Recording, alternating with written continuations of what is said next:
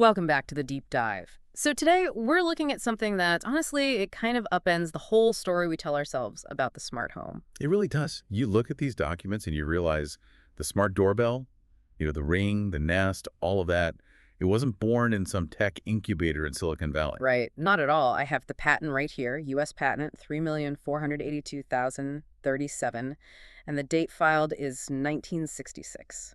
The location, Jamaica, Queens. Exactly. We're talking about Marie Van Brittan Brown. She was a black nurse who, with her husband Albert, basically designed the modern home security system. Calling her a hidden genius it's not an exaggeration at all. She saw the future decades before the tech could catch up. So let's paint the picture. Why does a nurse living in Queens in the 1960s suddenly decide to invent a television surveillance system? Well, it really boils down to necessity. The sources are pretty clear. Yeah. Crime in her neighborhood was rising fast. How fast are we talking? Something like a 32% jump in just 5 years, from 1960 to 1965. And this is the crucial part. Police response times were just notoriously slow. So she's a nurse working odd hours, maybe coming home late at night, and just feeling unsafe. Precisely. She wanted a way to see who was at her door without having to open it, without making herself vulnerable. Now, you have to remember, CCTV existed back then. Sure, but for like military bases or big industrial sites, right? Exactly. It was fortress technology. Yeah. Her absolute genius was taking that idea and bringing it right into the living room.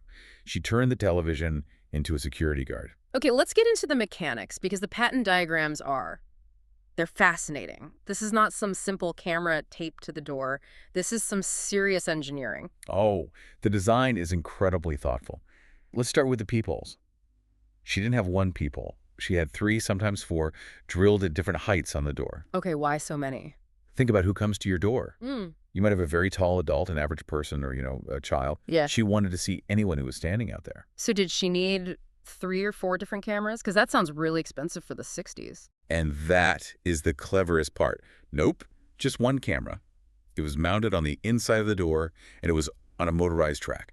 It could literally slide up and down to look through whichever peephole she needed. That is just wild. So she's controlling this sliding camera from where? From her bedroom. She had what she called the bedroom command center. The camera transmitted the video wirelessly to a little portable TV monitor right next to her bed. Okay, but seeing them is one thing. What about interacting? If it's just a neighbor, you have to be able to talk to them. She thought of that too. The patent includes a 2-way audio system, a microphone outside, a speaker inside. She could interrogate visitors from the safety of her room. All right, so she sees them, she talks to them. What if it's a friend? Did she still have to walk all the way to the front door? No. Get this.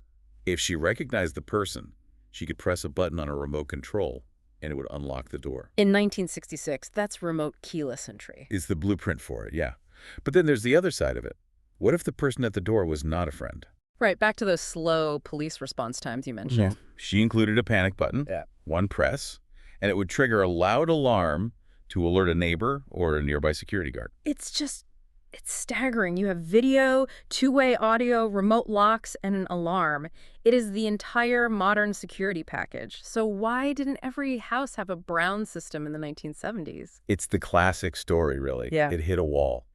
Commercial viability. The technology was just too expensive for the average home at the time. All those moving parts, the wireless signals, the monitor. Exactly. The New York Times wrote about her. She won an award from the National Scientist Committee, but the cost to actually mass produce it was just way too high. But history did vindicate her, right? Oh, absolutely. Right. While her system was never mass produced in her lifetime, her patent has been cited at least 32 times in subsequent inventions. You could draw a straight line from her patent to the smart home tech sold by major companies today. Her own daughter, Norma, even became an inventor and a nurse too. It's such a powerful reminder that innovation isn't always this, clean corporate process. Not at all. It's often messy and deeply personal. It's driven by everyday people trying to solve an immediate problem. Marie Van Brittan Brown didn't set out to be a tech pioneer. She just wanted to feel safe in her own home.